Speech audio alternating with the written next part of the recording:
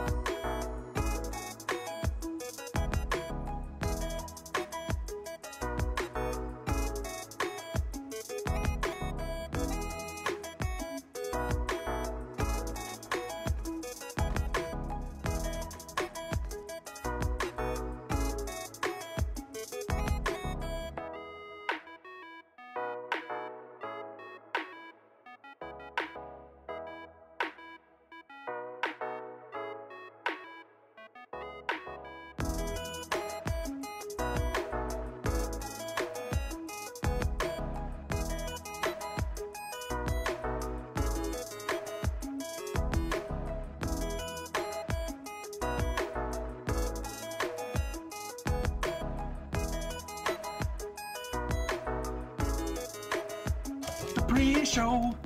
The pre-show. It's the pre-show. It is the pre-show. And you're watching it. Hey, you're not on beat with the music at all. I'm not listening to the music, so I have no idea. Let me stop the music now before it starts another song. Before it starts another amazing song by Pop Sky.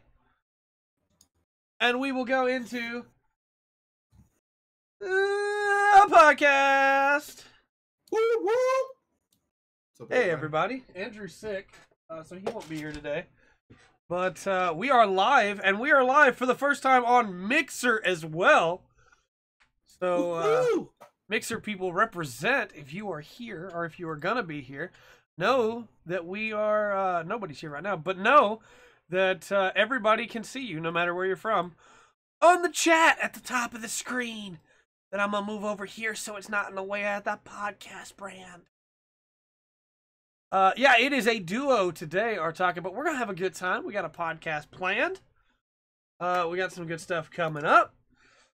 And we're gonna have a good time. Real quick though, scheduling changes for this week. Here's what we got. Friday, I will be unavailable now. I have siblings to take to doctor appointments and siblings to pick up from school, and I will be unavailable. Saturday, to my knowledge, is when we're recording Goaty. So I don't know what time that's starting, but I'm going to move the Friday stream to Saturday. Just be aware Saturday stream could move time-wise. But Thursday we have a Nintendo Direct at 2 p.m. Central Time. So we are going to stream, instead of 10 to 4, we're going to stream Red Dead Redemption 2 from 9 to 1. And then we are going to have from 2 to 3 the Nintendo Direct. Thursday. We're going to have a good time there.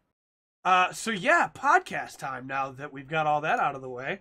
I'll give the official intro. Hello and welcome to another exciting episode of the Full Spectrum Podcast. My name is Trey. And I'm Pattrick. And you can reach us at all the wonderful links provided around us. I almost, Pat, was going to do this podcast with like the intro. Being like, hello and welcome to another exciting episode of the Full Spectrum Podcast. My name is Trey. I literally was like, what's going on? I don't understand what's going on. Then I was like, I better be good since it's our first time streaming on Mixer. And, you know, actually try. But yeah, you guys have been asking for a long time for us to do some stuff on Mixer. And now we got all three. Pat, I'm just using the Restream chat app and the screen. Because as long as I can see the stream, I can see the it must be stuff. nice. But so yeah, we got a lot of stuff to talk about. There's a bunch of things because it's been 2 weeks since we've had a podcast. It's been a while, which is crazy. It's good to be back. I missed this real bad.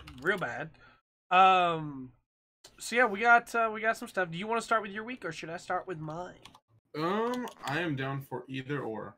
Okay, my week's pretty long. Looks like your week is kind of not as long. So you want to go first? It's pretty short. Yeah, we can do that. Okay, so started playing Fire Emblem 6. I started playing it a while back, but with you. But you know, obviously, we know what happened, but everybody else doesn't know. The what viewers happened. have yet to see. The viewers, I think, just got to see the Jafar recruiting chapter today. I think that ended to no, I edited that today. They have not got there yet. The viewers got to. What did the viewers get to see? The desert one, right after the desert one, where we meet Hawkeye. Yeah, today was the Aphis Drops episode where we do the fight with Lloyd. And we both couldn't speak. Yeah, that was this episode. That's the one that just went up. Oh, no worries, King. No worries. And I understand Artaka. So Fire Emblem 6, we're playing that. But my computer got wiped, so I had to replay the first 2 chapters. Yeah. We'll see how it goes. It's going pretty good. I started playing Subnautica. Okay. No spoilers, because we're going to stream that at some point. But yeah, tell me how you like it so far. So, I have an undying fear of water.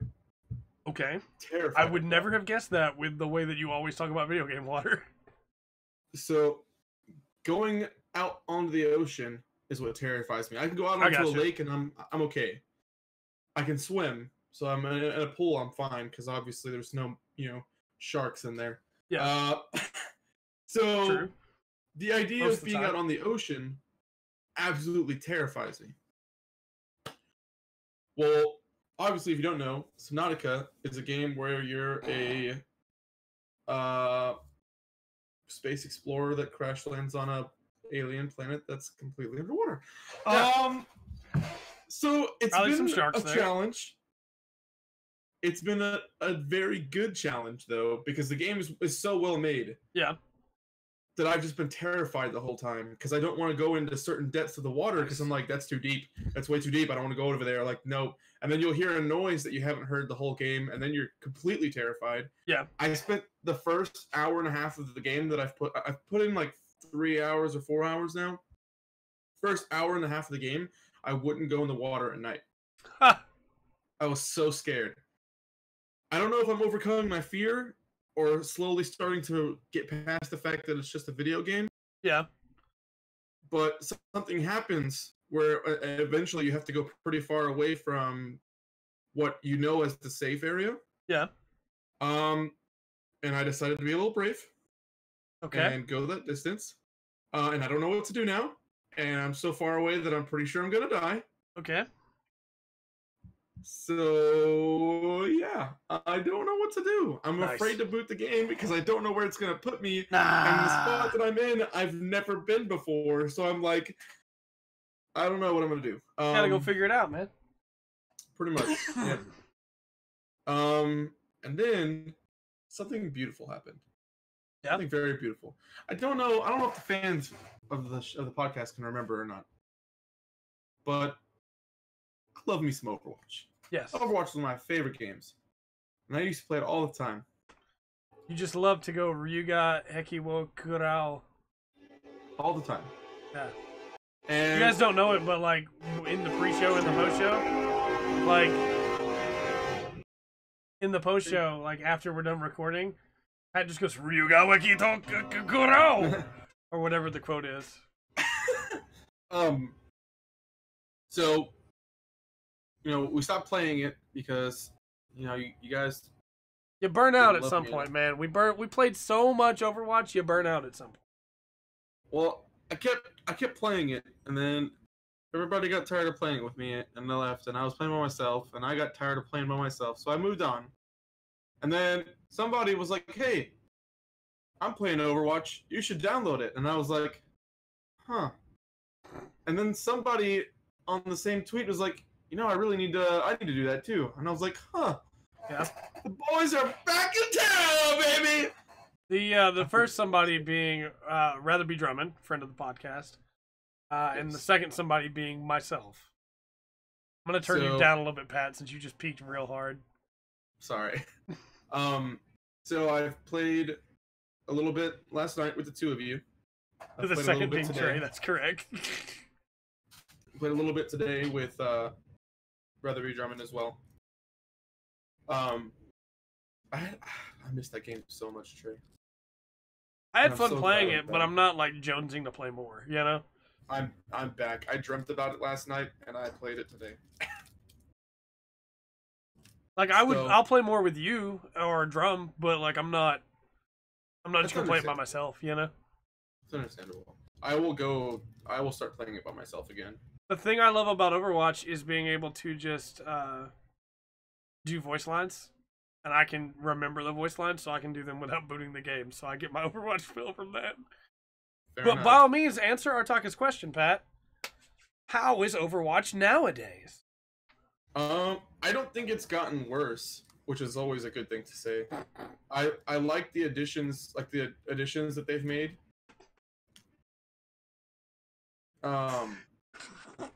Whether or not it's gotten better than when I was playing it like a year ago. Put that on the back of the box. I don't think it's gotten worse. Whether or not it's gotten better than when I was playing a year ago, I can't say.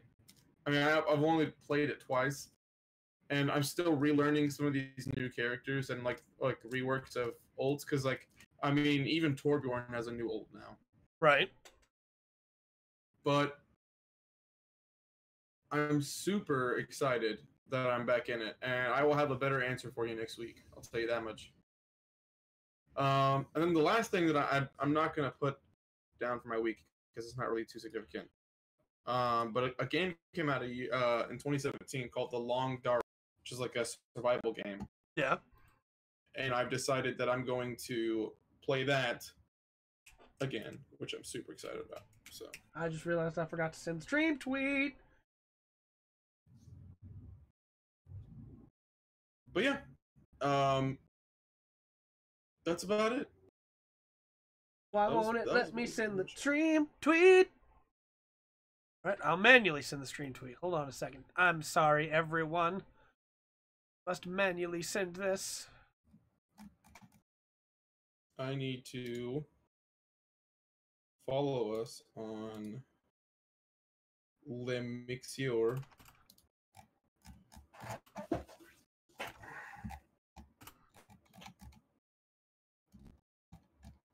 I remember when I used to be on Mixer almost every day.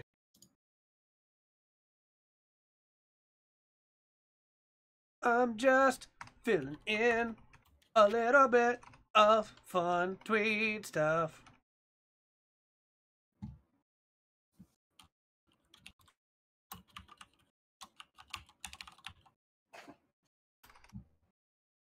Hey, what is our name on Mixer? Our name on Mixer is The Full Spectrum, all one word. That explains it. There we go. It's been sent. Taka shares a Dark Stalker's, as in like a Stalker of the Dark or a Dark Stalker's character.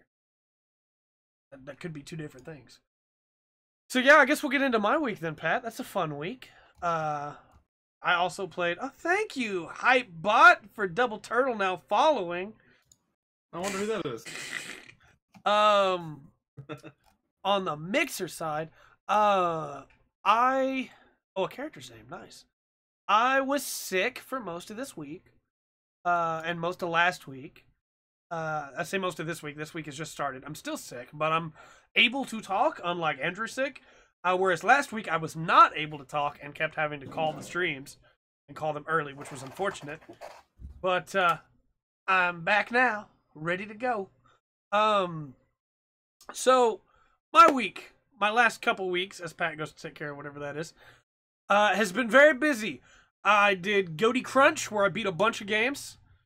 Like a bunch of games. And I'm going to try and be brief talking about them all, but I beat a bunch of games. I beat Celeste. I think Celeste is a really good story, but Celeste has a... I don't like the gameplay of Celeste, if that makes sense. Like, I actually think the gameplay of Celeste is kind of bad. It's very, very precise. It requires you to get a lot of frame-perfect grabs onto walls and make very perfect jumps. But I guess I've never really enjoyed that type of game, you know? That is the very explicit, like, grab right at the last second to be able to make it. I'm not that kind of guy. Making very precise jumps. And I almost quit Celeste. I almost did. But I finally just turned on assist mode because I wanted to beat it, because I wanted to see the story. And the story was really good, and it was worth beating. But, man, I did not like playing it, which is a tough thing to say, I know, but they made the difficulty very difficult on purpose, and it was extremely difficult. And had I started playing it in, like, summer, I guess, maybe I would have just continued to ram my head against it until I beat it, but I had 4 days. And Goaty got moved back, so I wound up having more time, but at that time I had 4 days. And so I turned on assist mode and I beat Celeste. And I really like the story and I really like the soundtrack, but I do not enjoy the gameplay. That's just a me thing, but that's where I stand on Celeste. It is very Super Meat Boy, and I never have liked Super Meat Boy. If you guys watched like any of the stuff for the coverage of the podcast with Hollow Knight, if you listen to my rant in the Mega Man 11 episode where I talk about insta-kill spikes and how much I hate them, Celeste is full of those. And I cannot stand insta-kill mechanics in anything, and it really bothers me. But I beat that. I beat Florence, which is a $3 mobile game. Oh, thanks for the host there, Double Turtle. Florence is a really good, really fun, short, 40-minute-ish long mobile game about a relationship between two people. And we're going to talk about it in Best Moments, and I'm going to spoil it in Best Moments because I have to. But it had one of the most impacting moments of the whole year for me. That's crazy. Even though it was just a little short $3 40-minute game, you know? But it ties... It's real good, because it ties game mechanics into the story in such a way that I did not expect. And it got me good. But it's really fun, and I refuse to spoil anything here. The Best Moment section of Goaty will be where all the spoilers will come out. But I'm just going to say, it's $3. You guys should try it out. Games being hard for the sake of being hard is not fun. I personally agree. It's why a lot of people don't like Dark Souls. And I'll bring up Dark Souls. We're made it, 10 minutes into the podcast? Even though Dark Souls, I think, is very fair. Dark Souls 2, not so much. Dark Souls 1 is very fair. But I know a lot of people that don't think it's fair. And for them, it's hard for the sake of being hard, and they don't like that. And I agree with that idea, even though I think it is not that. I also beat Astrobot Rescue Mission. I heard that was really good. It's a really good game. It's basically the Super Mario 64 of PlayStation VR. Like, not the one that came out first, but it's the one that sells using that VR to its fullest. It's got a really cool art style. It's got really fun characters in it. The final boss is actually really good. And just the way that it uses the VR, the music, everything about that game is just joy. And I love that game. It's real good. I'm looking forward to getting a PSVR so bad. You need to pick up Astrobot when you do, or borrow my copy, because it's real good, man. Absolutely. Also, that soundtrack, man.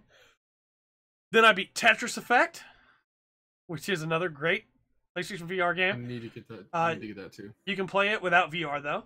And it's just more Tetris, man. It didn't impact me the way that it did a lot of people. I know a lot of people were, like, moved by the journey. There were 2 levels that got me. And then, like, a handful of levels that I appreciated. And then, like, a handful of levels that I just did not really appreciate that much.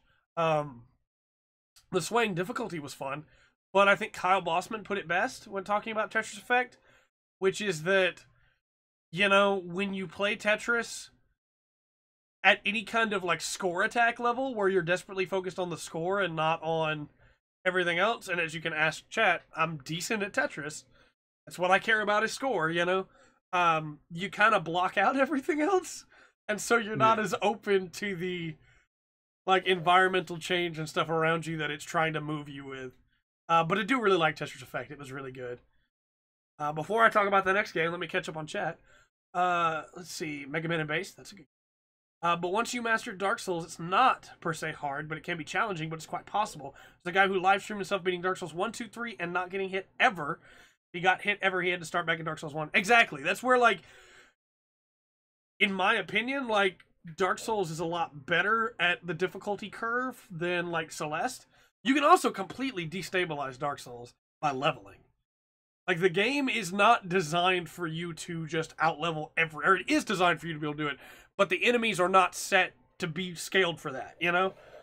The enemies do level, but since you can level weapons as well, you quickly outlevel most of your enemies. I'm pretty good at Tetris King. I like to think so anyway. And I think that's why maybe a lot of Tetris Effect didn't hit me as hard. But there's one level that I'm going to bring up in Best Moment, because it hit me really hard. After that, I beat Octopath Traveler. Wait, you said you can buy that... I know you just said you're done with it, but you said you could play it without VR? Yeah, you can play Tetris Effect without VR. It just, like, doesn't have the same... Yes. It just doesn't have the same, like, environmental thing and the stuff changing around you while you do it. It's just Tetris then. But, I mean, it's good. I'll probably pick it up anyways. It's actually like... Tetris. It's like the best version of Tetris to come out in a while, in my opinion.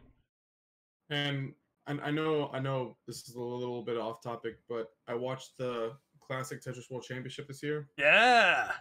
And I did not expect Jonas to lose. Yeah. Spoilers, I guess. But yeah, spoilers. It's already happened. It was crazy, though.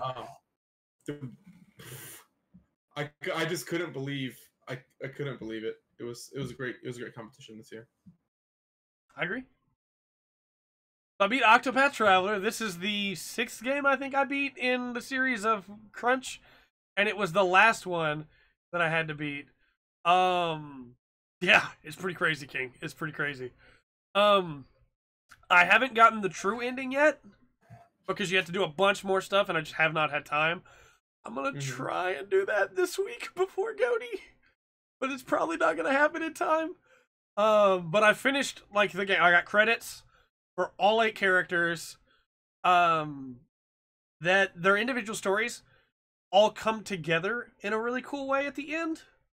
And I'm assuming the true ending like wraps all that in with a big bow. I hope so. But I just don't know that I'm gonna have time to get the true ending before then. But I really liked what I played. I thought the final bosses were really cool. The final stories were really nice. And where that story goes with some of those characters is really good. With some of them, it's just like, you know, that's fine. But with some of them, it's really good. So yeah, that game was great. Definitely recommend it. Really good RPG. Love the music. I then had some extra time last week while I was sick with all the games I needed to be done but not able to record, so I couldn't try and get the true ending on Octopath. So I played some Warframe. Really? Yeah. And Warframe's pretty good. I need to play it. I've never touched... Oh, I lied. I played it once, but it was like when it first came out. Yeah. And I didn't know what was going on, so... I only played like 2 hours, but I really liked what I played. I'm going to go back and play more. Still playing EDF 5. Game's still really good. Yeah. I got a railgun. And I shot the head off of a queen bee with a single shot of my railgun. And her body fell to the earth as her head flew through the air. And while it was flying, the soldiers around me went, EDF! I was like, yes! That's awesome. We had a good laugh about it on stream, because I streamed a little bit of it this last week. And I got a gun with my ranger that makes me basically unkillable as long as it's basic enemies around me. Mm-hmm. Like, chat was comparing me to Master Chief. because I was just running through all these ants and spaceships and wasps and spiders, just. But that game is really good, man. It's a really good loot game. I like it a lot. And then like the addition of the frogs, man. I talked about it last time, but they add so much to that game. It's really good. You watched that whole VOD, King? We had a lot of fun. We're going to play that game again when I'm not sick. You thought Doom Guy, but okay. I mean, Doom Guy's also true, because we just walked through everything, basically. I've been playing Red Dead Redemption 2 still. Almost rage quit. Almost rage quit. At one point, I put on cinematic view so that we would run to where we needed to go. And cinematic view auto-ran my horse into a stagecoach, which killed my horse. Oh. Wonderful. Because the reason this happened is because I unlocked fast travel. And I fast traveled to a location and then realized I couldn't fast travel back. Oh. I had to ride back. And so my goal was to start the auto ride, using cinematic view, and then just go on break. And when we come back, we'd be back at the camp. Before we could even go on break, the horse ran into a stagecoach and died, and I had to reload a save to get my horse back. So, no more cinematic view for us. We're leaving that alone. It's not ever happening again. I feel like that game should be up for most disappointing, in my opinion. I don't know, man, because I didn't finish it. So, like, I don't think that I can really say, because everybody tells me the story wins out in the end. If we were just talking about the gameplay, I would say yes.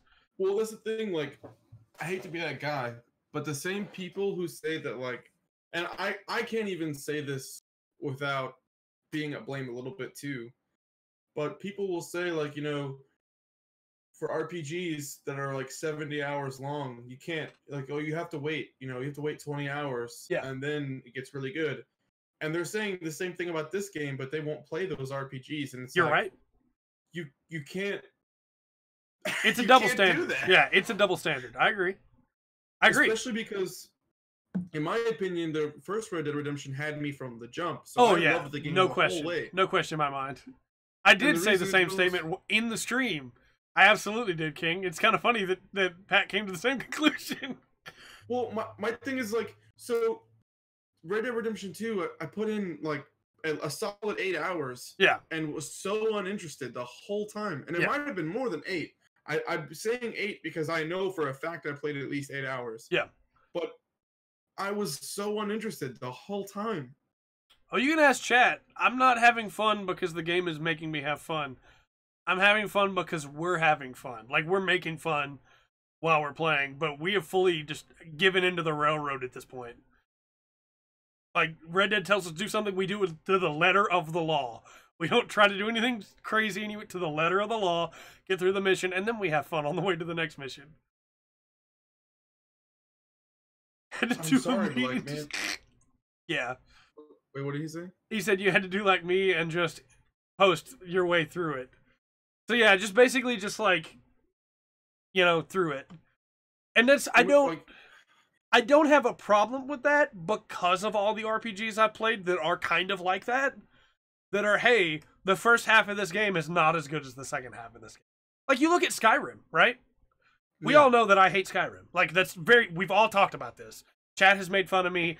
People have called me out on Twitter. We all know I hate Skyrim. Trey hates Skyrim. Pfft. But my problem with Skyrim is that the first half is really slow, and the second half, you're a god. Like, you have everything. And you can do anything, and that half is fun, but you have to play through the first half to get to the second half. I honestly thought Oblivion was really good. Yeah, Oblivion's great.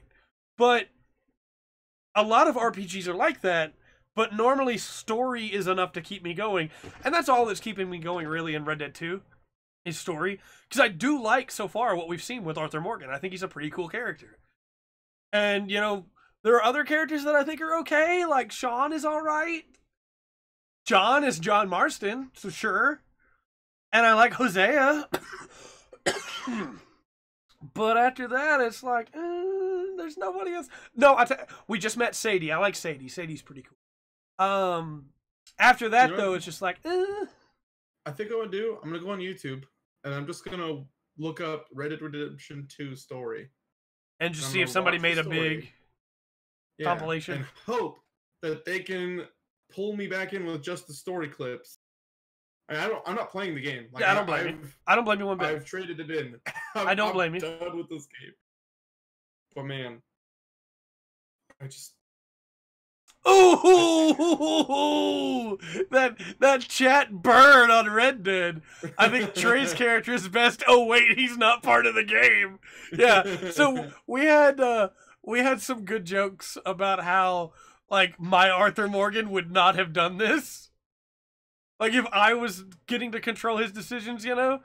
And it's like, well, this is not my Arthur Morgan, this is the Arthur Morgan.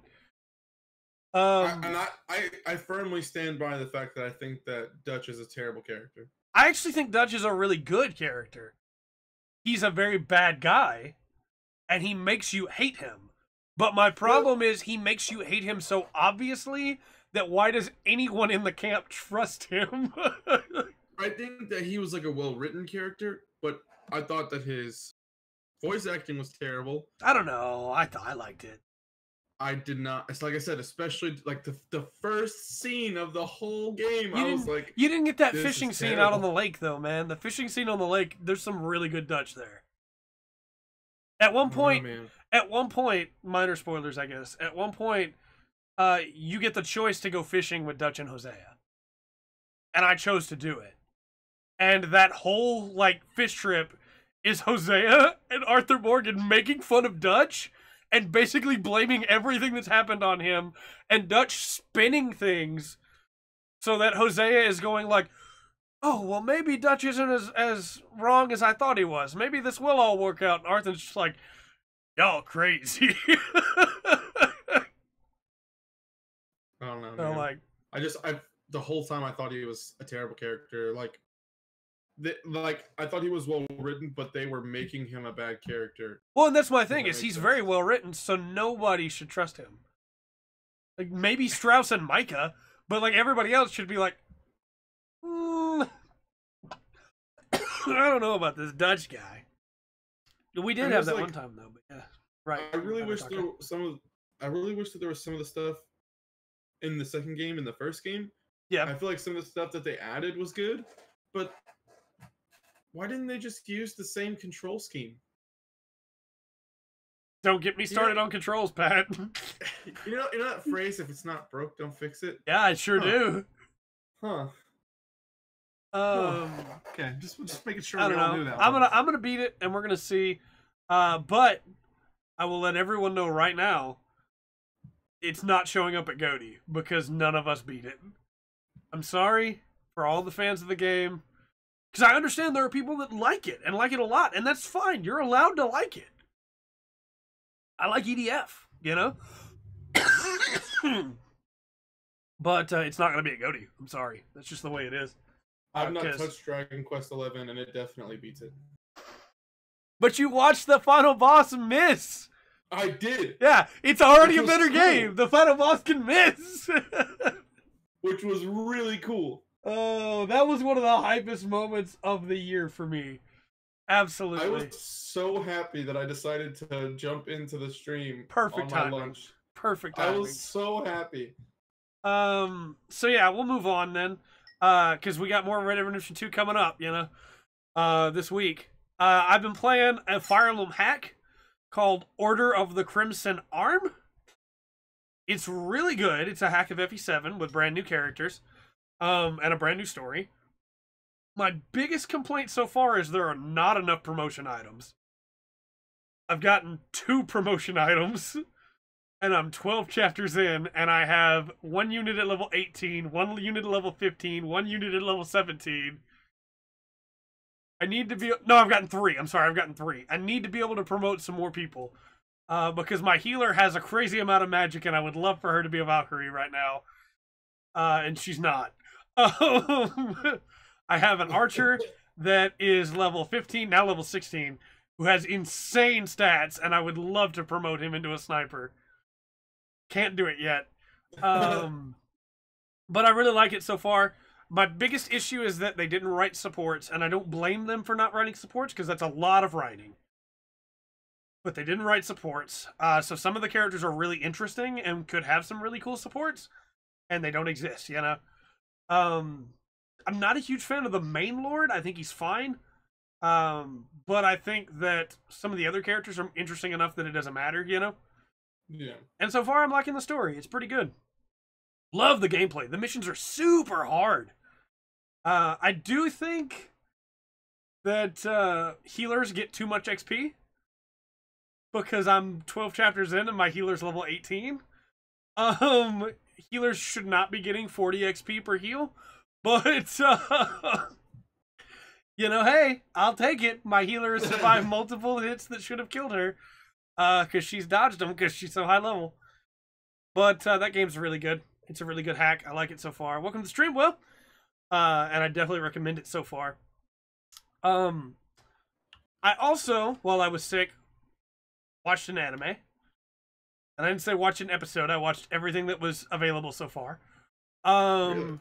Of an anime called That Time I Got Reincarnated as a Slime. It's an isekai. Like Konosuba, or Overlord. Though not quite as funny. The reason I wanted to go ahead and watch it is because there's rumors that there's going to be an isekai mashup anime where like all the big isekai are going to interact together, a big crossover. We don't know if that's true, but that's what people are saying. But I really liked it. It was really cool. The main character's a slime. They got reincarnated as a slime, you know, it's literally in the title, not a spoiler. Oh, it's been confirmed. Okay, well, crossover isekai. Sure. Okay. But it was a lot of fun. Quickly became super overpowered main character as usual in isekais. But it's actually really fun. I enjoyed it quite a bit. I'm just waiting for the next episode now. And then I think I'm on episode 11 of Boruto now. How's it going? It's fine, you know. I keep stopping to take notes, which is why it's taking me so much longer. But, you know, it's fine. Let me correct. I'm not taking any notes, so this will be interesting. Let me correct the spellings. Somebody tried to correct spelling in chat. But no, I liked it. It was a lot of fun. That time I got reincarnated as a slime. It's pretty good. That's awesome. He just wanted to be able to have kids, man. He just wanted to be able to be with a girl.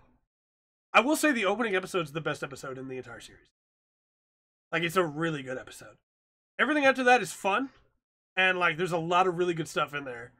But that first episode's the best one. But also, no spoilers, but there's a character that every time they're on screen, is just going...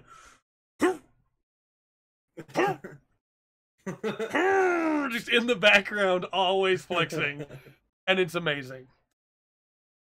And that's my week. So we finally got through like 2 weeks of weeks. Next week when Andrew's back, he'll have 2 weeks of weeks that we'll have to get through. But you know, hey, we made it. So into the news. We'll start off with a game that was announced that I don't know what to say. The opposite of Goblin Slayer, kind of.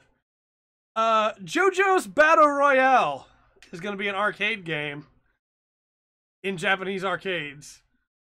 I'm assuming the way that this will work is utilizing stand discs. But we have yet to see any actual gameplay, really. Mm-hmm. We saw some stills in a magazine of Kakyoin running around. Man, this is weird. This is such a... It's a bizarre decision, you might even say. But it sounds kind of cool, you know? I need to watch the show. It absolutely is our talking. It's like, what brought... Oh. Okay. But I'm assuming that they'll use... the stand discs from part 6, where there's a guy in part 6 whose stand ability is the ability to pull your stand out of your mind, like out of your body, in the form of a disc, and you can put that disc back in and get your stand, or you can give it to somebody else and they can use your stand. I'm assuming that's what they're going to do, and no matter what character you play as, you have to find stands and then take advantage of their abilities. I don't know that's what they're going to do, but that's just my guess. Do you know what a stand is, Pat? Nope. So a stand is a manifestation of your inner soul that stands beside you. That's why it's called a stand. So, for instance, there's a guy whose stand power is called Star Platinum. And the way that it works is that stands all have stats. And Star Platinum's abilities are that it's really fast and it's really strong. But it's really short range. So let me ask you this question. If you have Star Platinum and you have short range, but are really strong in that short range, how do you fight a guy that uses the sun, his stand is like a sun, to beat down heat on you and then fire sniper rounds at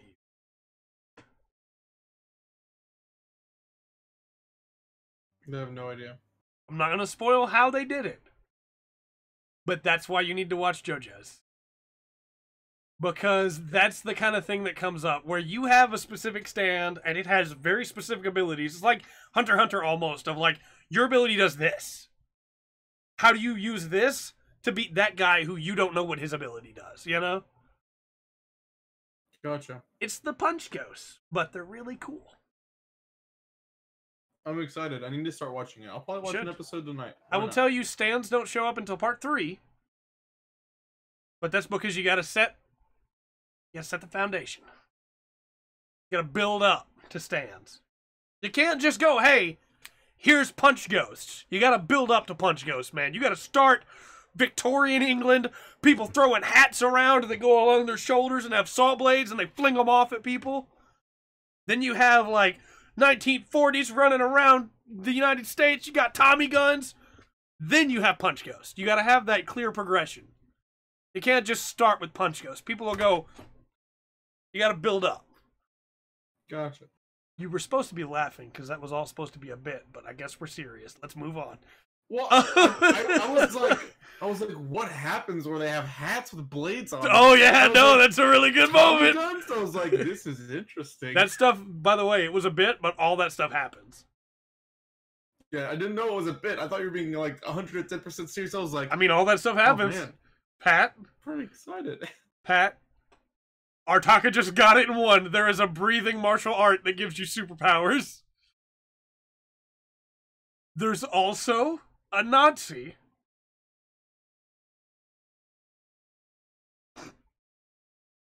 There's a Nazi that has his stomach converted into a machine gun.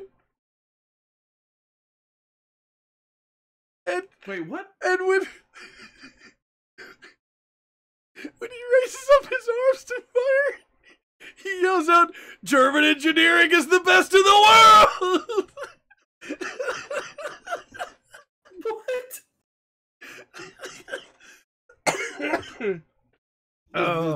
Is the dub good? The dub's pretty good. The dub doesn't have, I don't think they've finished part 4 dub yet, but dub's pretty good. Well, I'm gonna see if Bree will watch it with me. I can guarantee you she's not gonna like it because a dog dies early. Gotcha. Guarantee that. I might try to get her to watch it anyways. It's also super violent. But it's great. Yeah, gotcha. Best Nazi that's also an ally. Go figure. So we'll move on. JoJo's is great. JoJo's for Jump Force win. Speaking of Jump Force, Deku, finally, Boa Hancock, Renji, Abarai Renji, and Trunks have all been added to Jump Force. I feel like Trunks was an odd addition. Well, I thought so too, until the character creation trailer that also had some story moments popped up in there. Turns out time travel's involved, so Trunks has to be there. Yeah. Yeah, that makes sense. And speaking of the character creator, it actually looks pretty robust. They have a moment where you basically have Hisoka, but with an afro. And then it changes to a guy that's basically Naruto, but he's black. And then it just goes through like that. Just boom, boom, boom, boom. Here's a bunch of people you know. It also has like Xenoverse style levels of you created your character. Now choose his 4 special attacks. And like you unlock different special attacks. And it looks pretty cool, actually. It's a pretty cool character creator. I figured it was going to be a lot like Shinobi Striker. Yeah, it's like a mix between Xenoverse and Shinobi Striker is what it looks like. Which is good. Those are good character creators, I think. Yeah, so, I think so too. Artaka Boa Hancock is from One Piece. And her power, her Devil Fruit ability, is that if she's looking down on you and you think she is attractive, you are turned into stone. Pretty good ability. Trunks is the epitome of, oh, well, you see, I messed up times, so now I know all about it. Pretty much. They go, man, we need somebody to help fix the timeline. There's Trunks! So, you know. I'm excited, though. Like, the character creator looks really good. Boa Hancock is kind of a weird pull. But I'm okay with her being... I know the Japanese, like, audience loves Hancock. A lot of the American audience is like Nico Robin, but the Japanese audience loves Hancock. It just feels weird for her. Like, I expected Shanks. Or, like, Buggy the Clown or something to be the next One Piece inclusion. Also expected we would have, you know, maybe a couple more My Hero or some JoJo characters at all. But, you know, there's still time. There's still time. By American audience, I'm curious as to who they're going to pick as DLC. So Medusa, but really specific. Yeah, I'm also curious about the DLC. I mean, Nico Robin's great. But have you seen Sanji, though? I'm just saying. I mean, have you seen Sanji? I'm just saying. Pull this the other way and there's just a shrine to Sanji in the corner. Yeah, All Might needs to be in this game. I don't see why he's not. All Might and Bakugo are definitely going to be in this game. And maybe even Todoroki, you know? People love Todoroki. Be so cool. But Jojo needs to be in Jump Force. I don't know why Jojo and Saitama are not in Jump Force yet, but come on. Come on. Well, it's not fair to put Saitama in. That won't stop them. It's not fair. I would take Genos, though. Saitama won't lose. Genos would be really cool. Oh, absolutely. So, after that, I hope you guys weren't jonesing to buy a Soulja Console. Because the Soulja Console is no longer available. I wonder why. Soulja Boy may or may not have put out a tweet talking about how Nintendo was not going to do anything to him. Yeah. In very specific words. And Nintendo may be taking him to court about it now. And Soulja Boy could face some jail time. Will. Most likely, the yeah. thing is will. Yeah, most likely. Or he'll pay it off, but either way. So yeah, basically, those consoles are... If you want to buy them, you can still get them on Amazon for half the price of what you would have bought them from Soulja Boy. No, he did come out with a console that was called the Soulja Boy. But it was after the original run, and it was the small handheld version's sequel, not the original small handheld version, which was stupid. But he did eventually come out with it. I think only because JonTron called him out on it, but but yeah, you have Saitama pop up and be the end boss for everybody. Yeah. No, I agree. Like, it was all stupid to begin with. What were you thinking, Soulja Boy? But yeah, that whole thing is done. Soulja Boy Fuse is the best console. So after that, we go to yet another strange decision. Bethesda decided to put out some Fallout Dark Rum for people to buy, and it was expensive. Would you believe me if I told you that Bethesda may have made a marketing mistake? It doesn't surprise me, but I don't know what it is, so I want to hear it. So, the marketing... Wait. I got it. Go ahead. They promised everyone who purchased it that they'd get a bag. No, not a bag. Oh, dang. But the imagery shown in the ad for it makes it look like it's a glass bottle in the shape of a Fallout style bottle. No, it's not a glass bottle. It's a plastic container that goes around a glass bottle that you put the glass bottle in and you close it in there. You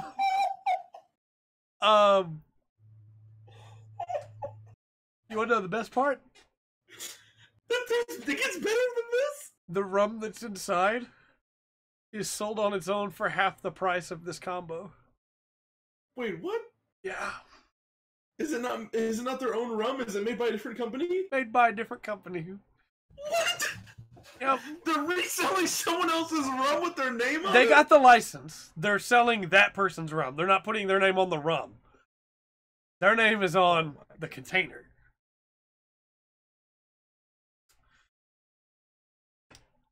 So how many times do they have to make stupid mistakes like this? So I want to preface, this was a third party that did this. This was not, like, Bethesda did not go, hey, let's get a plastic bottle and put it around a glass bottle and send it. And, like, make all this marketing. But Bethesda was the one that okayed all this, which is where they should have seen that it was a plastic thing done up around a glass bottle and gone, Wait people might not like this. Did the third-party company come out and say it was them? Or did Bethesda say it was them? So the third-party company came out and said that they were sorry that people misunderstood their ad. Because I was about to say, sounds like somebody remembered how they messed up on a bag, and when they realized that they messed up on a bottle, that they either paid the third party to say it. No, the third party came forward on their own first. But here's the big problem with it. Because it's alcohol, can't return it.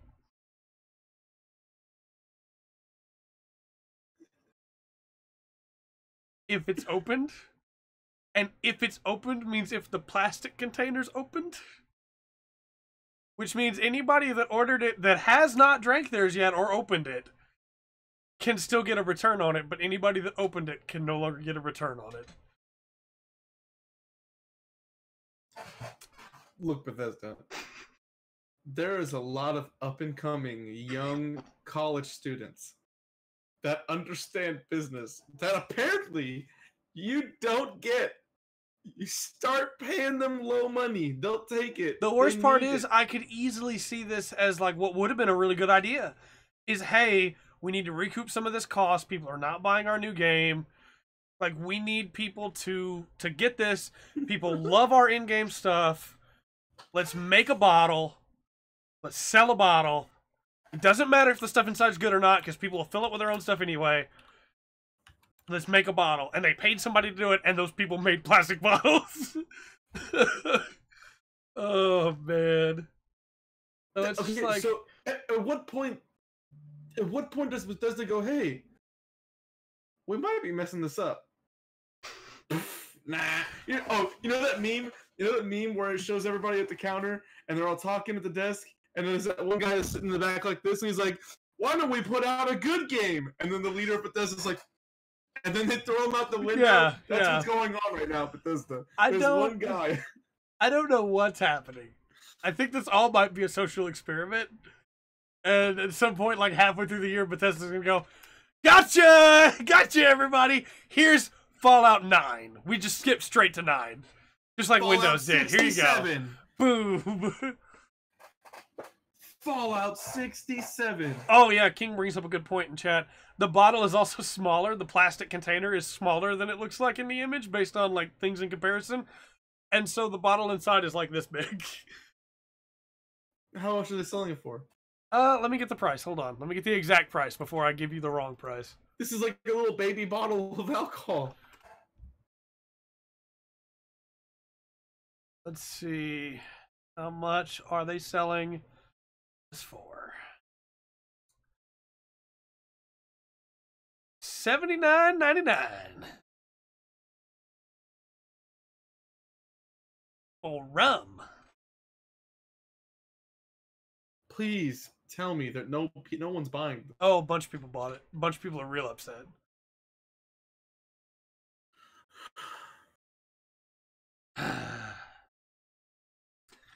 So yeah, we'll move on. Do with $80. Go ahead. I'm done. We'll move on. Husky StarCraft has quit YouTube. And the reason this is even news at all is the way that he quit. Hold on, we're getting some weird lag. Everything looks like we're underwater. Is it better? It might be better. I think we're better. I think we're good. So, Husky stopped making YouTube videos a couple months back. Didn't upload anything else. But kept posting on his social medias, right? Which is kind of confusing and kind of weird, but whatever. You know, people stop making content. This week, he deleted his entire channel, all his videos. Wow. All of them are gone. But his channel's still there. As if he's rebranding. Didn't make a video to tell everybody what's going on. Just deleted everything. Continued to post on Facebook and Twitter and everything. As if nothing had happened. So, the reason I bring this up is because I wanted to ask you and Andrew, but Andrew's not here. I wanted to ask you, Pattrick. Do you think, because the internet's real upset about this, obviously.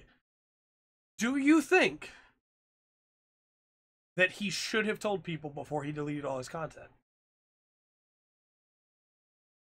Do you think, let me ask this a different way. Do you think he is required to tell people before he deletes his content? I don't think he's required to tell anyone. Okay.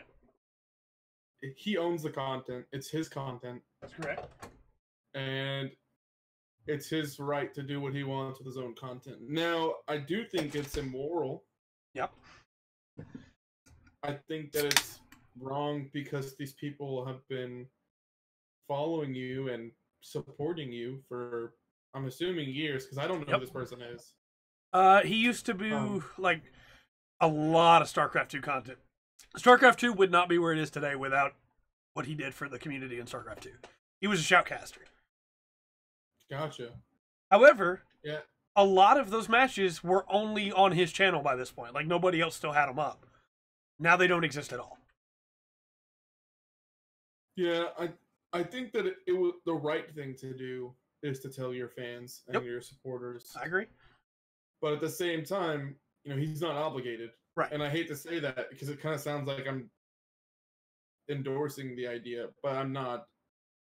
Being, I guess, the devil's advocate here, like it's his content, you know, he can do what he wants with his content. So it sucks. Here's where it goes from a rough decision to this is a mistake for me. Not only, obviously, he deleted a bunch of content that had Total Biscuit in it. That was the only place it was available. So that footage is not only gone, but can never happen again because Total Biscuit has passed away. But people reached out to him on Twitter to ask what's going on. No response, but he continues to tweet other things. People reached out to him on Facebook to ask what was going on. No response, but he continues to post other things, like pictures of his new house and stuff like that. When it becomes I'm ghosting on my old audience because I'm moving on to something else and I'm not going to tell everybody, that's when it becomes a jerk move to me. Yeah. I wonder if something is going on in his life that's... I mean, again... It's his personal life, so it's kind of hard to be like, you should tell people. But at the same time, like, I don't... If I were in that position, I don't know what I would do. But I would like to think that I would at least say, hey, I understand you're confused. I understand there's a lot going on right now. But I can't explain to you what's going on. And I need you to understand that I'm going to be gone for a while. So here's the easy way out, in my opinion. Make a video, and all this video is you looking at a camera going, I'm moving away from StarCraft. I want to do new things. I'm going to leave this channel up, but I'm going to make a new channel. This channel, no more content will ever come out on this channel. Here's my new channel link. Follow me there if you want to see what new things I'm going to go forward with. If you don't, I appreciate the time that you've given me. Boom, you're done. Leave that old channel up where people can watch all that stuff. You got a new channel, don't care about that channel anymore. Let it get copyright struck, who cares? Moving on. Yeah. But instead, just... And you don't have to worry about that, King. Like, our stuff, if something ever happens to the full spectrum, the old content's not going anywhere. There's no point in getting rid of it. My thing is, I wonder, that's what I'm saying, I wonder if maybe he's done with YouTube altogether. Maybe. Except his channel still, he deleted just the videos, not the channel. That's really weird. But again, I didn't bring this up so we could hate on him. I just brought it up so we could have this discussion from it. Because it's the kind of thing that doesn't happen anywhere else but where we work. And that's why I was saying, like, you know, I'm starting to wonder if maybe it's something personal. Yeah, it could be. And that's why he hasn't said anything. Or maybe... Yeah. Okay. I don't, like I said, I can't even fathom the idea of having to go through that. I don't know what it would be like. Yeah. So I can't really say too much other than I think it's immoral to not say anything. I agree. But I would hope that he'd have a good reason as to why he didn't say Especially anything. when a bunch of those people paying for him to be able to keep doing that is the only way he was able to keep doing it. Exactly. Like, you know, these people are literally supporting you. Anyway, move on to another thing that I only want to talk about so we can have a discussion about it. Also because it's weird, man. Did you hear about the Overwatch Pro League and Ella? No. So a new pro player showed up in the scene from basically nowhere. And her name was Ella. And people immediately began asking, you know, hey, who was she? Where'd she come from? She began to play for, I think the team's name is like Second Wind, something like that. Mm-hmm. Very quickly, there were 3 camps, I guess. The camp of, we literally don't know who you are. Welcome to the stream, Nathan. We don't know who you are. And you're the only person not putting your full name on the roster. And this is a little odd. The camp of, you're a girl, so you shouldn't play video games, which that camp doesn't even need to be listened to anyway. And the camp of, she's a girl playing video games, she needs to be protected, right? Those were the 3 camps. Yeah. Well, as it turns out, she was not a girl playing video games. She was, in fact, a guy pretending to be a girl playing on this team for who knows what reason. And when called on it, he stated that it was all a social experiment. So basically, the reason I wanted to bring this up is because the internet was split in like 3 ways with this extremely odd situation of people that were legitimately going, hey, something's not right here. People that were bashing her because she was a girl playing video games. And people that were coming out of the woodwork to defend her because she was a girl playing video games. Yeah. I want to preface this discussion by saying it is never okay to pretend to be somebody you're not. Mm-hmm. Like, that's not cool. That's disingenuous. And this is an official, like, gaming tournament. You hurt esports. You hurt men playing video games. And you hurt women playing video games by doing this. This was a bad idea, in my opinion. But the reason I brought all this up is because I wanted your thoughts, Pattrick, mm-hmm. on people joining tournaments under false pretenses. I mean, so is this guy, so okay, so there is like, you know, the transgender that's a part of the LGBT Yes. community. Yes. So my question first is this male actually just pretending to be a girl, or are they transgender? He is pretending. He specifically stated he is pretending to be. He hired an actress to play Ella while he played the game right beside her. Gotcha. So it was completely fake. Right. So, okay, so that's a problem because first of all, that's that's got to be like immediate disqualification. Yes, and that unfortunately means that whole team is probably going to get disqualified, even though they didn't know. Yeah. So that's got to be a disqualification. Mm-hmm. But so my big thing isn't even like, I mean, if you're gonna be a male or a female, and you're gonna pretend to be someone you're not, as long as you're that one actually there, doing it, yeah, that's fine. I mean, because that's, you know, you're doing whatever, you know, you do whatever you want. Like, yeah, as long as you're not bothering me, I don't necessarily care what anyone does. Yeah. Period. Well, you can do whatever you want as long as you're not bothering me. That's beside the point. That's not okay because this is a professional sport. Yep, people are getting paid, and people are losing money because of what you did. What the heck just happened? I don't know. I hadn't moved my mouse in a minute. And so my screen fell asleep, and I was like, "Oh no!" Anyways, so I'm trying to word this very carefully because this is a very it is a very difficult issue. Yes, a very difficult thing to talk about. I'll put it this way: so we have professional athletes in other sports. Yes. Nobody in another sport can pretend to be someone else while they're playing the sport for them. Exactly.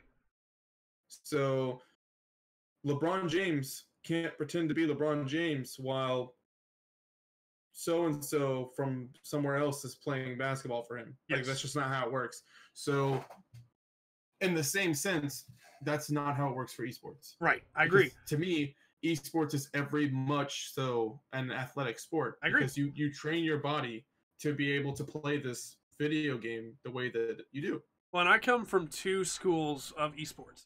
I come from the fighting game community, the FGC, and I come from StarCraft. And in StarCraft, like, this shorthand. In StarCraft, like, esports, in the leagues, in ladder, you actually, like, the players that are in a team live in the same house. So how did this even get to happen where these players were not in one place? How would you even sign somebody onto the team that you didn't see in the room with everybody else, you know? Because if they're not there playing, they could be hacking. You don't know. That's what I'm thinking is happening. That's why I'm like, they have to be hacking if the girl's sitting there playing, quote unquote. Like, how did they not notice this to begin with? Yeah. I don't understand, man. That's why I'd hate to say that Blizzard would do this, but granted, Blizzard's banning the guy. So like, okay, so Blizzard didn't even know. No, Blizzard did not know either, and most likely they're kicking that team out. I know that the Pro League is online only, King, but you would think your team would still. Yes, they were getting paid, Artaka. You would think you would still want to bring your team together. I 100% agree, Nathan. That is not okay to do even in an online tournament.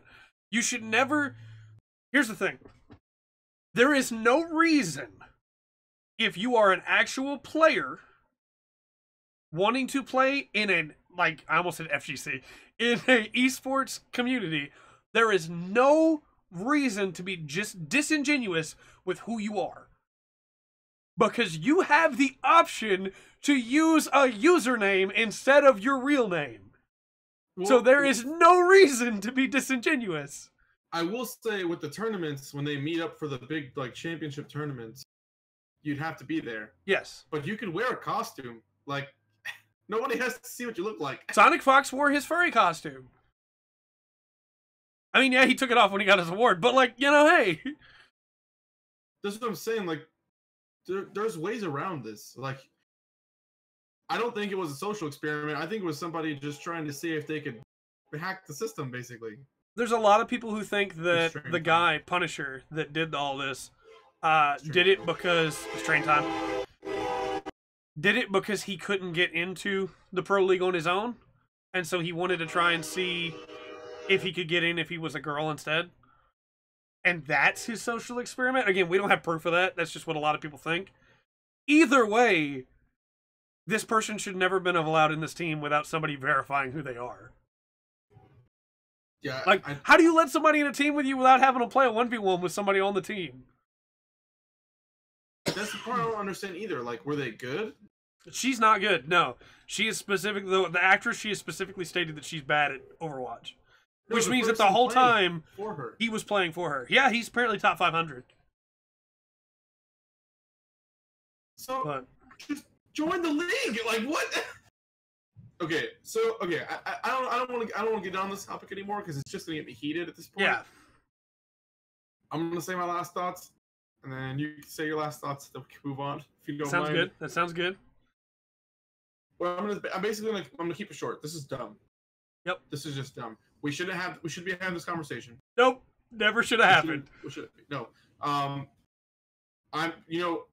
Hats off to Blizzard for nipping it in the butt immediately because that's what they should do. And if you are out there thinking that this is a good idea, stop watching our content. That's all I'm saying. Okay, I mean, I'm not ever going to bar somebody from watching our stuff because they may change their mind. I'm just kidding. I really don't care if you watch our content or not. My final thoughts on this are the unfortunate side effect of this that was not expected, which is copycats that will happen now. There will be people trying stuff like this in other tournaments now because of this, because they know they'll get popular. And then the unfortunate effect that it has on both guys and girls that are professionals, because immediately the discussion became, you don't trust this person because they're a girl. And then only a guy would do something like this. And so by doing this, this guy Punisher has hurt both professional male players and professional female players and professional trans players, because now it's everybody's fault, you know? And like, it didn't have to be. It didn't have to be. It's dumb. Why can't we all just play Overwatch together? Well, and the worst part is, like, I'm not going to dive into the harassment thing. I'll be the first to admit, female players get a lot of harassment. They absolutely do. There's no way you can deny that. They absolutely do. Male players get harassment as well. Not as much as female players most of the time, but they do. Why would you make it worse for everybody? This is like if we're all in a pool and then you peed in the pool. Why? Why? We'll move on. After this is our last bit of bad news before we can start getting into the good news. Lego Lord of the Rings and Lego The Hobbit have been pulled from all digital stores. Boom, they're gone. No preamble, no warning, just boom, they're gone. Why? Licensing, I'm guessing. What about the people that already bought it? If you own it, you can re-download it. If you don't own it, you cannot buy it. If you own it physically, you can still play it. I mean, you better go find those games are about to go up in price. Yep. I'm gonna go to GameStop tomorrow. King, I have no idea what this red dot that you keep referencing is. I don't know. I'm sorry. But yeah, unfortunately, like, I'm assuming it's because the licensing for the television show that Netflix is doing. Like, Netflix bought the license, I'm assuming. I don't know. Why would they take it away from Lego? Or like Amazon, somebody bought the license. But the license can't just be tossed around and it not cause a shift like that. Because you don't buy the license for just one part of it. You buy the license. You know? Call of Duty Red Dot. Let's get through the rest of the news and then we'll come back to this Call of Duty Red Dot thing. After that, we have AGDQ is happening right now, which is cool. Been some pretty good runs so far. Not really much more to say there than just, hey, AGDQ, if you forgot, awesome games done quick. Happening now.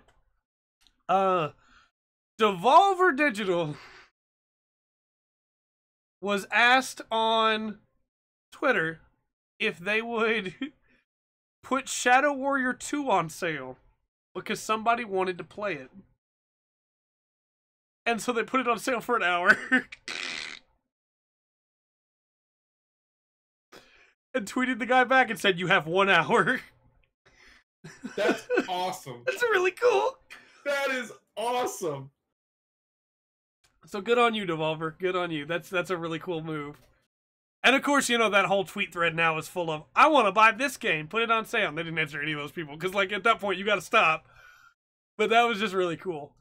You finished your Gabaldi remake? I will have to check that out. I'll look at the links right after the podcast. Or at the Discord right after.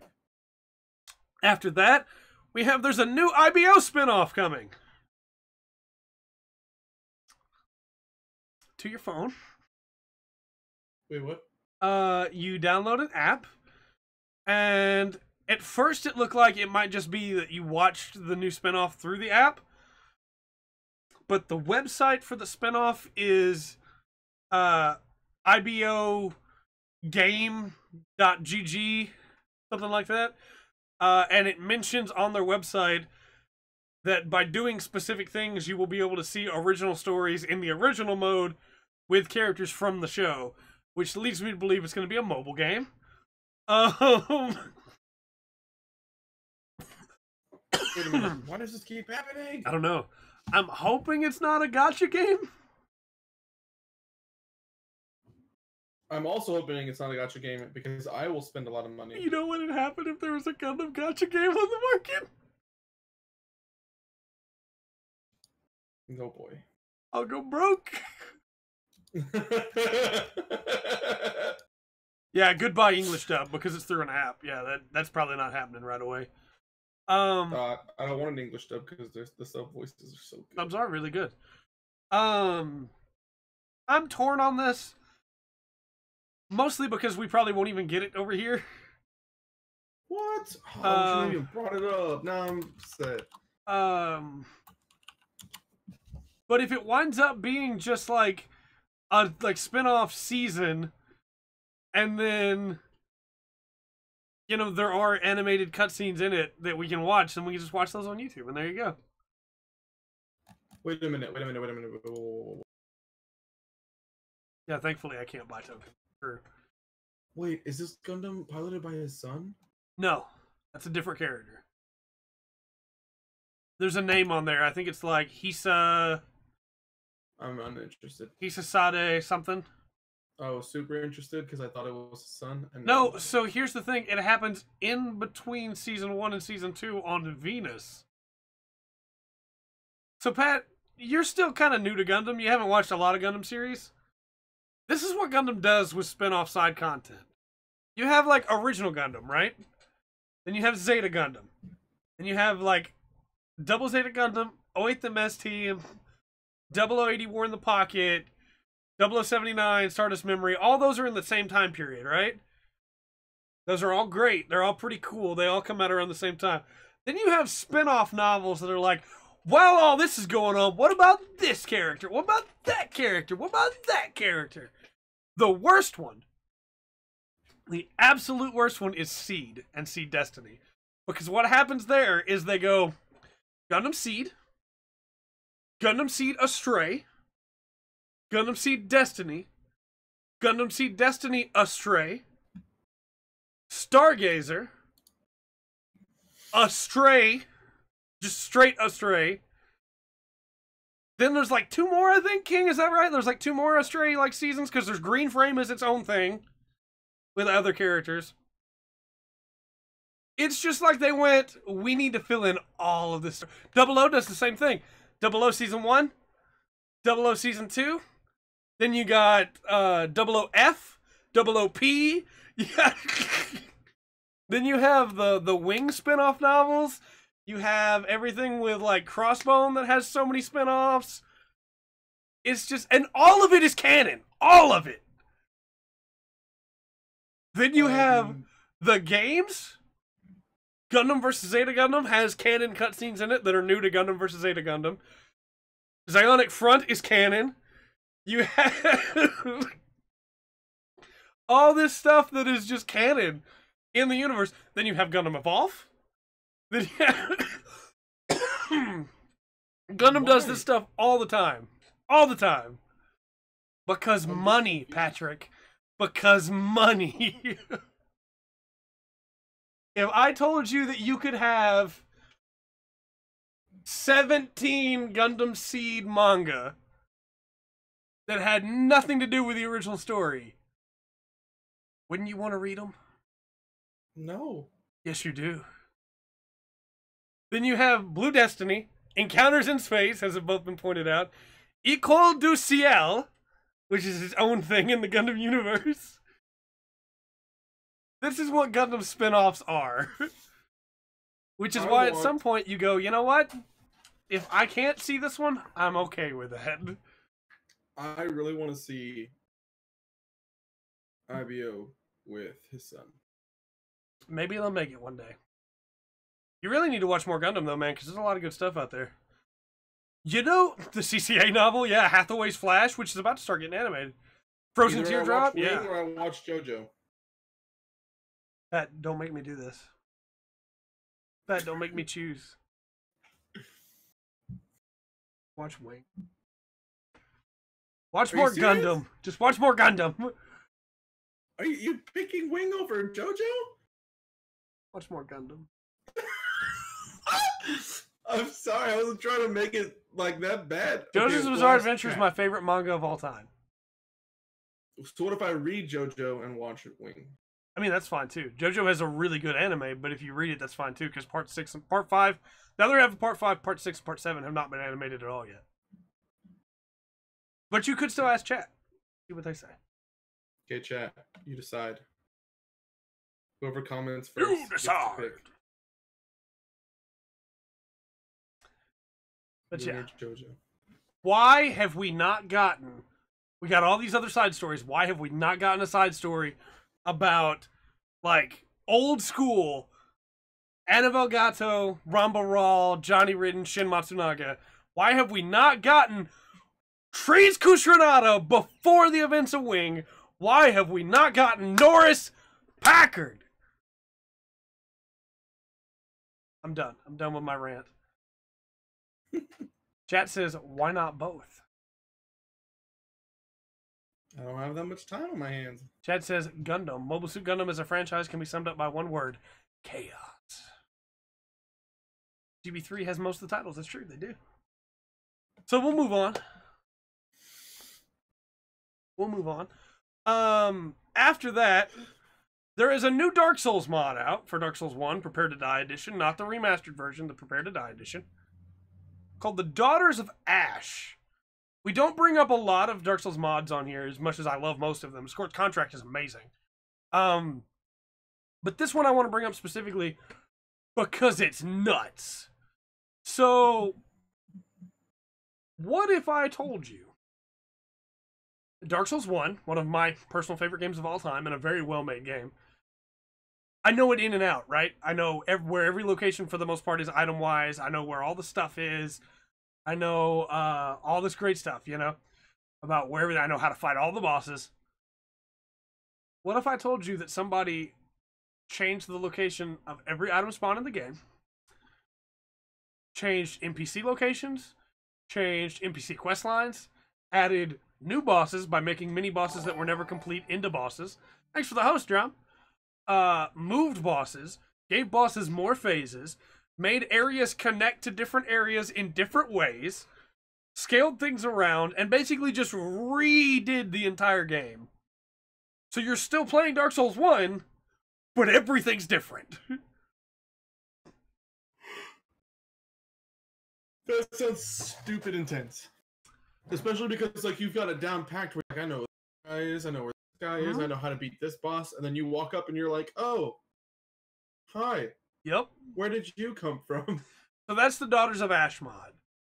We're probably going to do a stream of it at some point because that sounds intense. I've been watching Lobos Jr. play it, and it's great. Some of the decisions are a little weird, but the mod has just been released, and the guy that makes it, Grim Rhapsody, is watching Lobos stream it as well and is tweaking things based on that. Some of his changes are amazing. There are drakes in that game that were supposed to be able to fly, but they couldn't get them to fly correctly. And so they only fly when they attack, right? They don't actually just fly around. Now they fly. Oh, man. And that's just one thing. Like, there's so many. I wonder if the people who made these games, like the developers, I wonder if they ever watched people play the mods of the game that people have made. Maybe. Miyazaki seems to care about people's thoughts on it, but I think they've pretty much left DS1 behind by this point. They didn't even do the remaster. Somebody else did I'm the saying, remaster. like, me as a developer, I would be interested. I would be like, but this is cool. Like, people made something out of something that I made. Yeah. And either made it better or worse. I mean, that's for them to decide. But... Well, and it's basically like the Scholar of the First Sin edition for DS2, except not terrible and not another $60. Because it's free. But it doesn't, like, what Scholar did was Scholar went, this area might have been a little bit too easy. Let's add 6 more enemies there. This doesn't do that. But it changes all the location names, boss names. It adds lore, which of course is just lore made from this one guy. But it's really cool. Like, it's a lot of stuff. Item descriptions. Like, he put a lot of work into this. So we're probably going to play that at some point on stream. Probably after we finish DS2 Mahler rules. After we get caught up on games we didn't play. Got a lot of stuff coming. After that, we'll move on. Catherine looks like it might be coming to Steam.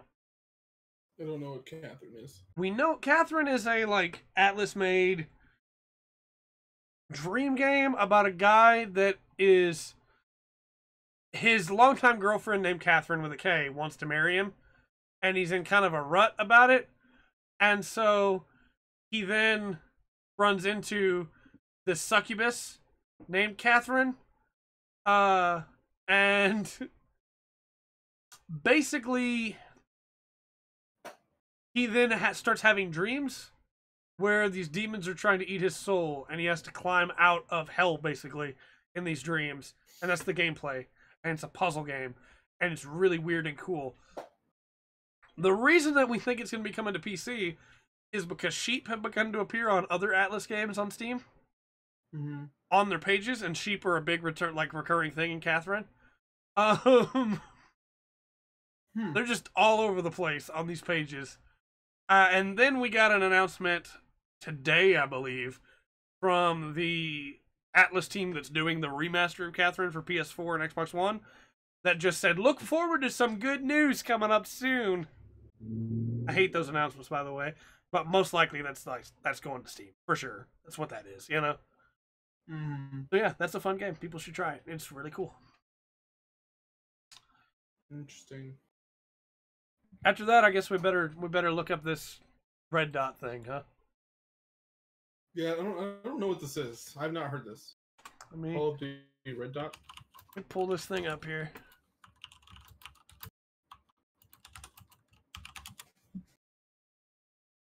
Because chat's been talking about it this whole time. That isn't an announcement, it's an advertisement. Yeah, pretty much. It could be a Switch release, but I'm assuming it's PC. Oh, no.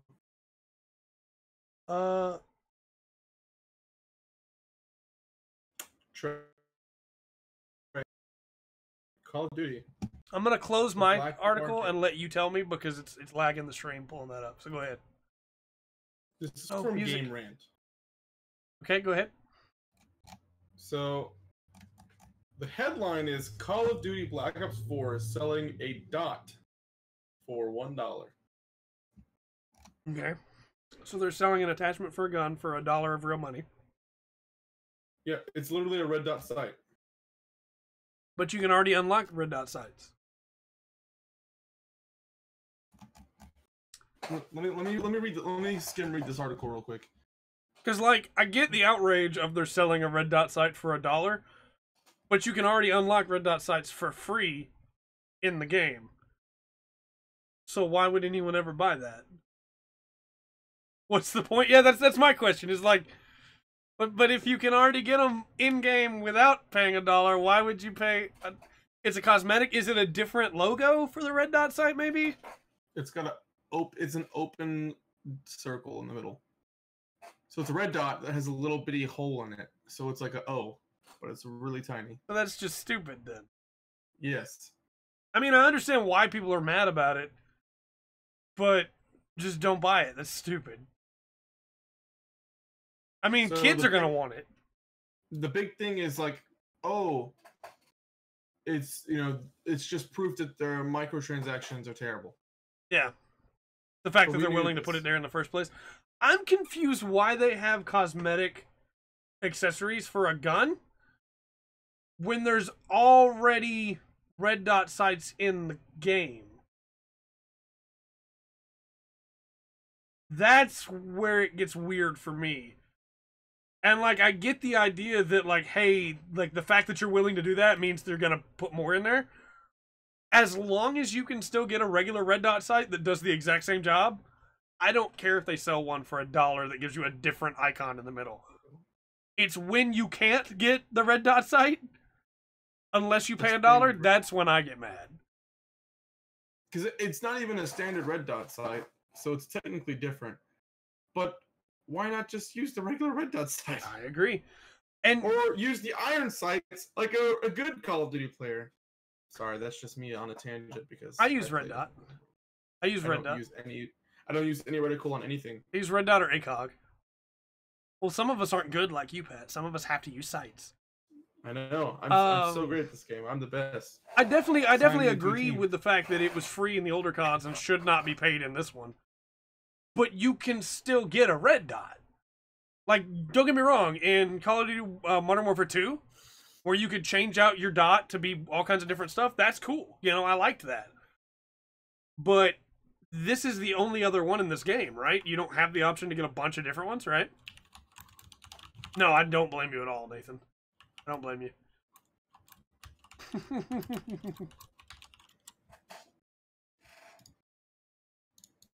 Yeah, so my big thing is this, which is basically the same thing. Like, why? Yeah. So, Artaka, my point to that, of they're willing to do it and they would do it again but worse, is they already have. They've already done worse. They walked back on it and are now trying to sneak through with what they can get. But they've already done worse with World War II, with the way that the loot boxes worked in World War II. Like, this is just them still trying to get away with it, you know? I guess I just can't get mad anymore because I'm already so frustrated with the whole situation, you know? That, like, it just doesn't matter to me anymore. It's like, as long as I can still have a regular red dot, I don't care that this is available for $1. It's just like skins to me, you know? As long as it's just cosmetics, I'm okay. Thanks for the follow, Glitch Phantom. Just showing how the game scene has changed to us. This is crazy. Imagine the kids who are only used to Fortnite. Yeah. This is just I was about to say, I'm kind of in agreement with King. Like, Fortnite has definitely changed the community of gamers. And I'm starting to think that it's for the worse because now people are going to be used to. Oh, this has always been a problem. Stuff. This has been a problem from, like, you don't remember the stuff with Battlefront 2? I will go all the way back to horse armor in Obsidian. Oblivion. $5 for horse armor for your horse in Oblivion? Like, it has always been a problem. I'm not saying it hasn't always been a problem, but I'm saying it's more of an obvious problem now because of things like passes. I disagree. Like season passes, I disagree because season passes already existed. Look at Gears 3. Gears 3, you could use a regular Lancer, or you could buy a Gold Lancer skin for $2. This is just that again. They do this every year.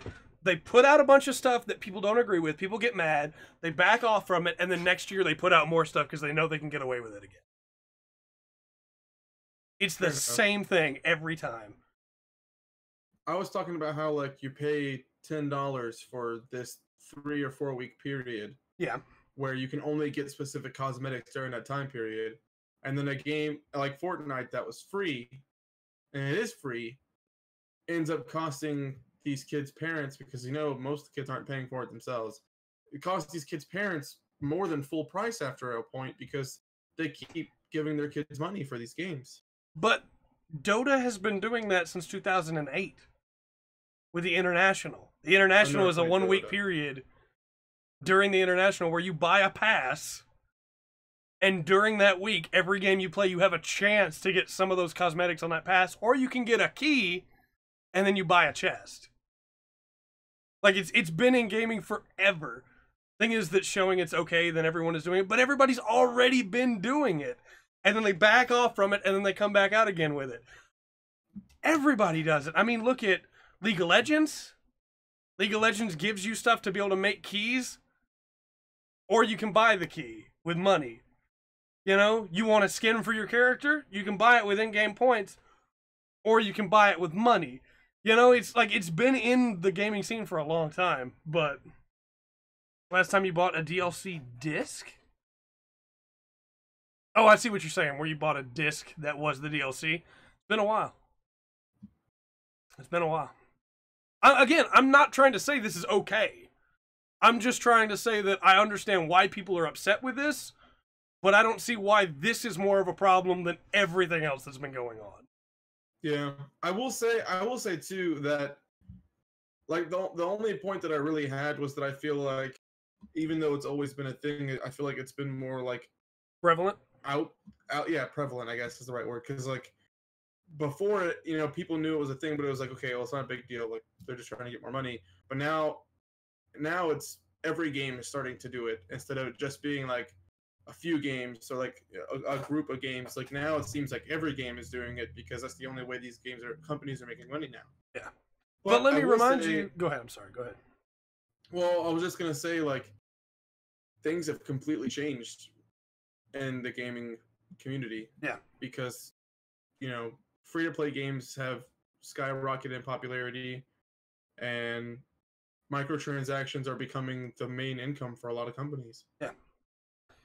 But what I was going to say is, let me remind you to the conversation of on-disc DLC in the chat, Street Fighter V. Those characters were on the disc already, because they had to be on the disc already so that you could play against people that owned them, even if you didn't own them, without it wrecking the networking of the game. Mass Effect 3 came out. Mass Effect 3, when it came out, you had to pay $5 to get Javik, one of the most important story, like, related characters in that game, as a companion. After the game was out, people threw a fit about that. They made Javik free, but if you paid $5 for Javik, sucks to suck. You paid $5 for Javik. Then, after all that, people throwing a fit about the ending, not liking the ending, how bad the ending was, they released free DLC to change the ending. And then 4 months later, released a paid DLC that added on to the ending, because that was the plan all along. Like, this is what they do, and unless people throw a fit about it, they just keep doing it, you know? It's been in the mainstream gaming scene for a very long time. Single-player games, multiplayer games. It's the way that it is, and I hate it. But it's not changing, you know? Yeah. And that's why I'm saying that I understand why people are upset about this, but this is just the continuation of what's already been going on, you know? As long as they can get away with it, they will, you know? Compare that to Borderlands having all its DLC being available on disc. You could let your friends download it as well. Yeah, that was great. I did that. My dad and I played Borderlands 1 all the way through together. Then when the DLC came out, I bought the DLC disc, put it in my console, took it to my dad's, put it in his console, and as long as he was playing with me, he could access all of it. It was great. You know? And I also feel like DLC and microtransactions are, in my opinion, hugely different, because Yes. DLC is supposed to be an addition to the game, where microtransactions is just accessories to the game. The problem is when they're not different. Yeah, that I 110% agree with. That's a issue. Like, to me, DLC for like characters, like fighting game characters, I'm fine with that. And it depends on when they come out. True. Like, they shouldn't come out on the day of release. If Smash launched and you could buy Piranha Plant and play as Piranha Plant on day one, it would have been a problem.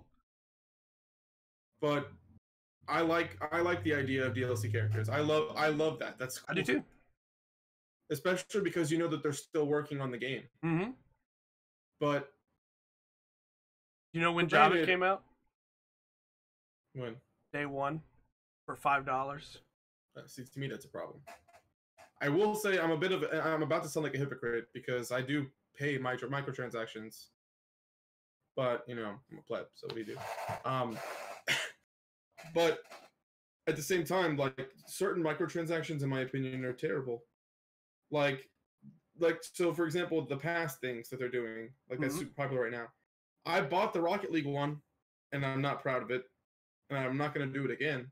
But how is that any different from map packs they used to sell, where you got 4 maps for $15? Like, that's still a scam. Yeah, it's still the same thing. Like, this is why I'm trying to say that nothing's changed. This is still the same stuff. Like, when Battlefield came out with the Battle Pack, which was 4 maps and 2 guns for $15, and you can only get those guns in that Battle Pack. Yeah. And people were just like, yeah, man, more maps, more guns, let's go.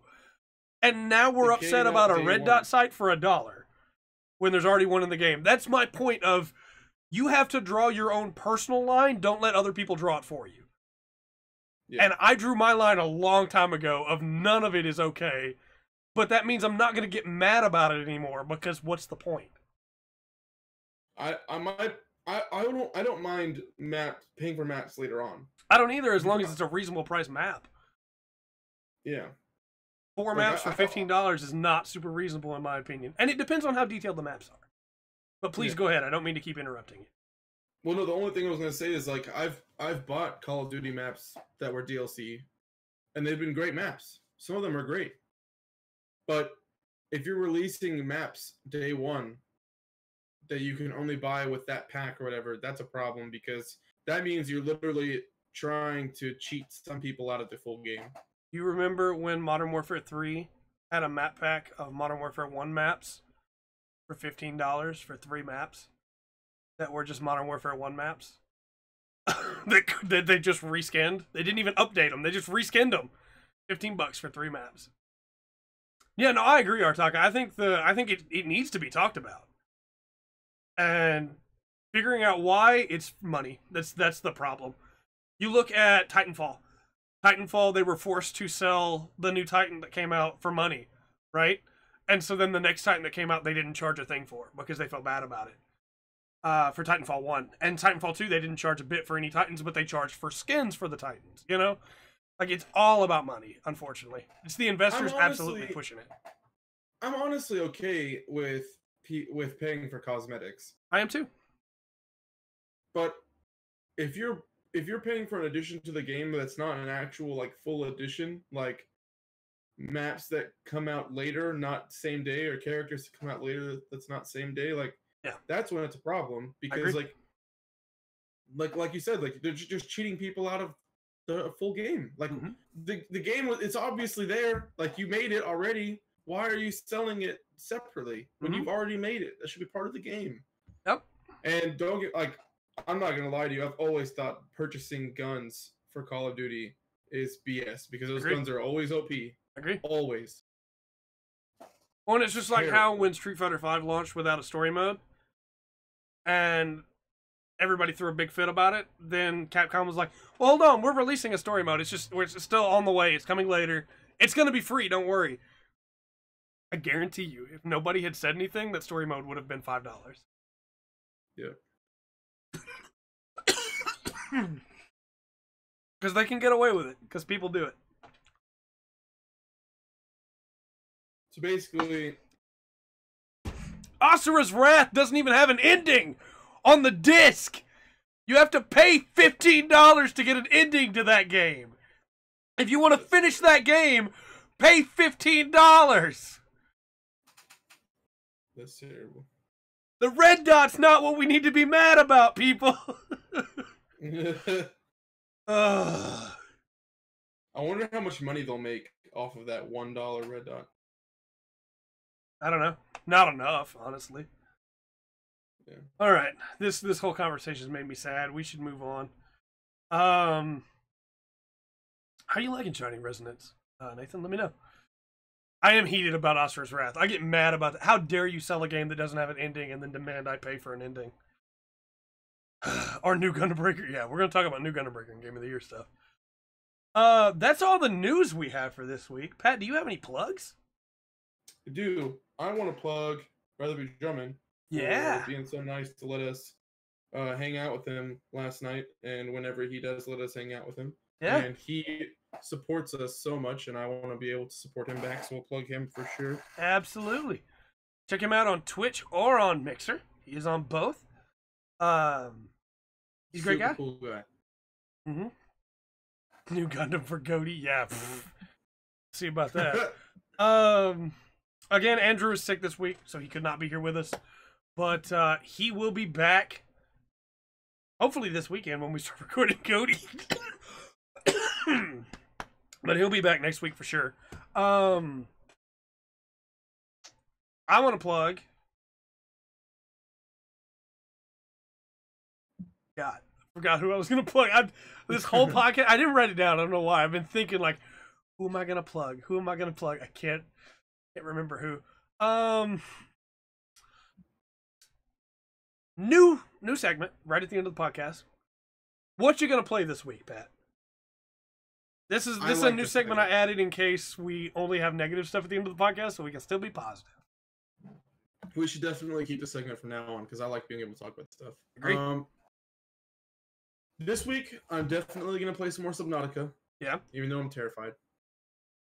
I'm going to start The Long Dark. Okay. I think I'm going to take a break from Rocket League. Okay. And play more Gundam Battle Operation 2. Sure. I'm gonna. I need to play more of that game to be real, yeah. But I'm also gonna be honest. I'm not gonna play that game by myself. That's fair. I think we're probably gonna be doing dailies in just a little while. Overwatch because I'm back on the horse, baby. I'm back on the horse. Let's go. Yeah, and League. I'll keep playing League because I can't stop myself.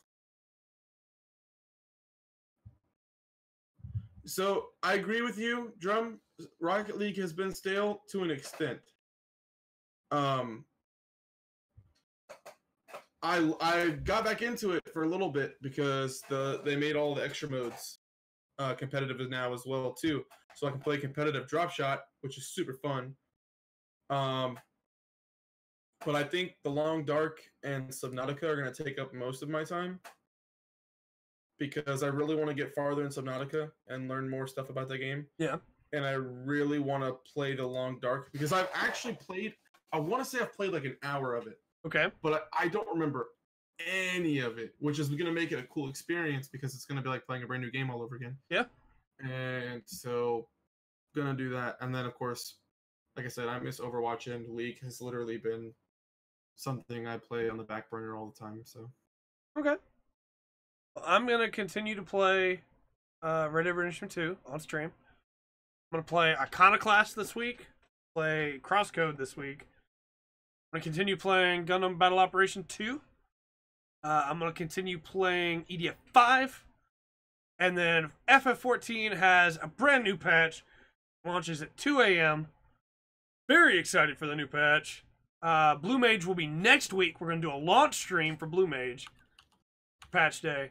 But man, we got some stuff to do, and I got a lot of stuff to do in 14 with this new patch day. But I decided we would go ahead and play Crosscode tomorrow instead of patch day. Either way, gonna be a pretty good week, I think. And then hopefully this weekend we have Goaty, and I can close like 30 tabs for best soundtrack that I have open.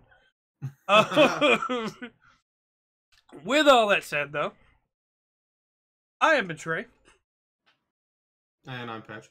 And we've been the Full Spectrum. And remember to always enjoy the full spectrum that life has to offer.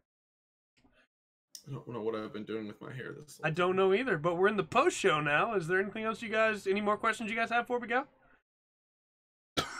I'm going to do a breathing treatment, and then I'll probably be on for dailies if anybody's up. Down for it. Down for it? That's the right phrase, not up for it. Up for it is also right. Hold on. Why are those both right? Why are those both right? Are you up for it? Are you down? Why are those both right?